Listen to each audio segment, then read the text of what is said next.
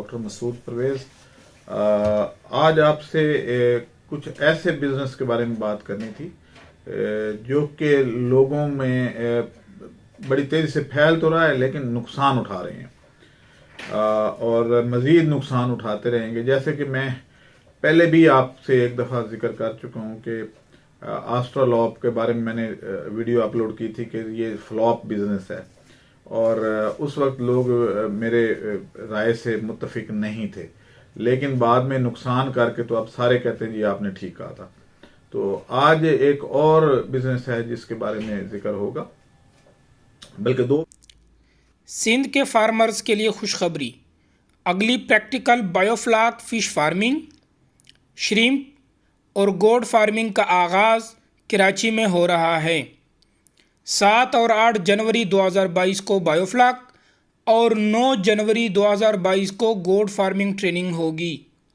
Fees biofloc 8,000 और गोड farming fees 4,000 बमा नाश्ता और लंच। रजिस्ट्रेशन के लिए आज ही रब्ता करें 0300 400 9799 0300 8820 519। दो बिजनेस हैं ऐसे जो कि जिनका जिक्र किया जाएगा। पहला बिजनेस है रैबिट फार्मिंग। क्या खरगोश एक वाकई ही प्रॉफिटेबल बिजनेस है? नहीं। खरगोश उसी तरह फ्लॉप बिजनेस है जैसा कि आपकी ब्लैक ऑस्ट्रेलॉप और RIR फेल हुई है, ऐसे ही होगा। और उससे पहले शुतुरमुर्ग जैसे फेल हुआ था वैसे ही है। आप खुद देखें कि आप में से कितने लोग जो है वो खरगोश का गोश्त खाते हैं? बहुत कम, बहुत कम, रेयर। तो आप जब खपत ही नहीं है, ठीक है ये ग्रो जल्दी कर जाता है, मोर्टेलिटी रेशियो भी बाकी चीज़ों से कम है और दिनों में ये ग्रो करता है। और क्योंकि लीटर साइज काफ़ी अच्छा है, लीटर साइज कहते हैं बच्चे देने की तादाद, तो वो काफ़ी अच्छी है। लेकिन और खुराक का कोई ख़ास खर्चा नहीं है, ग्रीन फाडर जो है वो उसने खाना है और 1.5 साल। लेकिन मसला ये है कि इसका एंड प्रोडक्ट जो है उसकी पाकिस्तान में मार्केट नहीं है। और अगर पाकिस्तान में मार्केट नहीं है तो क्या आप में से कोई ऐसे दोस्त हैं जो इसको एक्सपोर्ट करते हो? हाँ, जब चाइनीज़ यहाँ आ जाएंगे उस वक्त तो सोचा जा सकता है कि ये प्रमोट हो जाए, लेकिन अभी वो देर है। अभी आप जो कर रहे हैं सिलसिला, और वो चाइनीज़ भी जो है वो महंगी चीज़ नहीं खाते। चाइनी जो हैं वो बहुत कंजूस हैं और एक एक रुपए पे जान देते हैं। अमेरिकन और चाइनीज़ ये दोनों जो हैं वो हमारी तरह जो है पाकिस्तानी तो एक दूसरे को वैसे ही मेहमान नवाजी में हम नंबर 1 हैं। मैं काफ़ी मुल्कों में फिरा हूँ और मैंने देखा है कि जो मेहमान नवाजी हमारे जो साउथ एशियन हैं ये करते हैं, ये और दुनिया का कोई मुल्क नहीं करता। यानी वहाँ पे तो लोग आपके साथ बैठे हुए, आप गए हुए हैं और किसी के यहाँ बैठे हैं, उसके साथ बिजनेस भी इवन करना है आपने, तो वो खाना मंगवाएगा तो सिर्फ अपना मंगवाएगा, आपको कहेगा भी नहीं कि आप खा लें। और वो खा के फारिग होके और आपसे यानी पानी का भी नहीं पूछेंगे। यानी आप अगर उनको कहते हैं कि जी मुझे प्यास लगी है तो कहेंगे जी सामने दुकान है जाकर ले लें, और उनके लिए ये नॉर्मल बात होती है। हमारे यहाँ जो है वो ये जो चाइनीज़ हैं ये चीप चीज़ें ढूंढने आए हैं, और जो रेट आप बता रहे हैं खरगोश का, तो और जो उसका जो जंबो टाइप खरगोश आजकल आए हुए हैं जिसमें बिग हेड है और बड़ा, वो सारे जो हैं वो कौन खाएगा? मुझे इसकी समझ नहीं आ रही कि ये किधर जाएगा। अभी भी जो ज़्यादा इसका जो पोर्शन है वो डॉग फीड में इस्तेमाल हो रहा है, यानी इंसान नहीं खा रहे। जो हमारे यहाँ डॉग्स हैं उनकी फीड जहाँ जो लोग बना रहे हैं या उनको जो गोश्त दिया जाता है उसमें जा रहा है।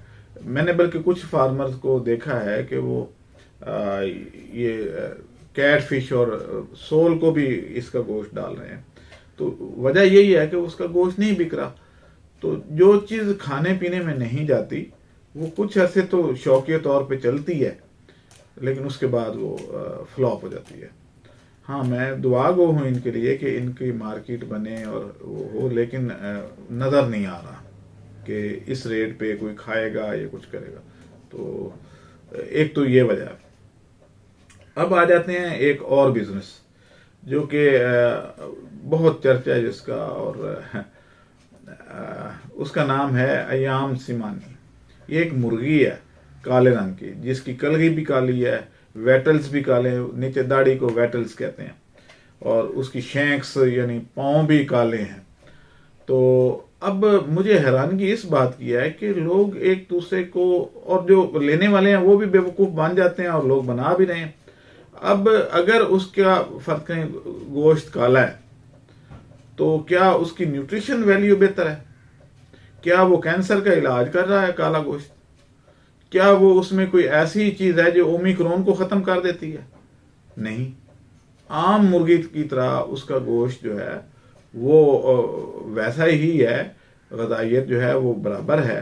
चाहे वो आप देसी मुर्गी ले लें, RIR ले लें या ऑस्ट्रेलॉप ले लें, सब के वो सिर्फ रंग उसका जो है वो उसकी वो फर्क है।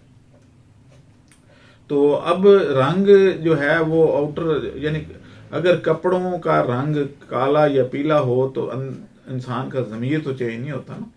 तो यही हाल उसका है। उसके अगर वेटल्स ब्लैक हैं या शैंक्स ब्लैक हैं तो देखने में वो ठीक लगती है, भाई ठीक है भाई ये नई चीज़ है। लेकिन उसकी ग़िज़ाइयत अगर खाने में देखा जाए तो उसकी ग़िज़ाइयत वही है जो दूसरी मुर्गियों की है, और उसकी खुराक भी वही है, सारा कुछ वही है। तो इतनी महंगी मुर्गी कौन खरीदेगा, कौन खाएगा? अब उसके जो है प्रॉफिटेबिलिटी कहा जाता है जी कि 10 मुर्गियां रखें लाखों कमाएं। वो कि जी एक मुर्गी का जो बच्चा है पता चलता है जी कि वो 400-400 का बिक रहा है, 300-300 का बिक रहा है। इससे कुछ ज़्यादा भी बता रहे हैं, कुछ उससे कम भी बता रहे हैं, मुख्तलिफ रेट बता रहे हैं। लेकिन इतनी महंगी मुर्गी, अगर फर्क 3,000 भी हम उसका एवरेज रेट लगाते हैं तो 3,000 की मुर्गी क्या खाई जा सकती है? क्या उसका अंडा हम नाश्ते में इस्तेमाल कर सकते हैं? नहीं। तो अगर नहीं तो फिर इस का क्या एंड क्या होगा? एंड ये होगा कि आप लोग, हर बंदा जब डाल लेगा इसको और उसको ग्रो कर लेगा तो आगे बिकेगा नहीं, फिर रेट कम हो, जैसे आसलोप का हुआ वो रेट कम होना शुरू हो जाएगा। और पता चलेगा जी कि आपने मुर्गी खरीदी 3,000 की और उसने पूरा साल जो है अंडे चाहे रोजाना भी दे दे, लेकिन क्या कितना 300 अंडा आप ले लेंगे, तो 300 अंडा आप ले लेंगे तो एवरेज अंडे का रेट जो है पाकिस्तान में वो 10 रुपए रहता है।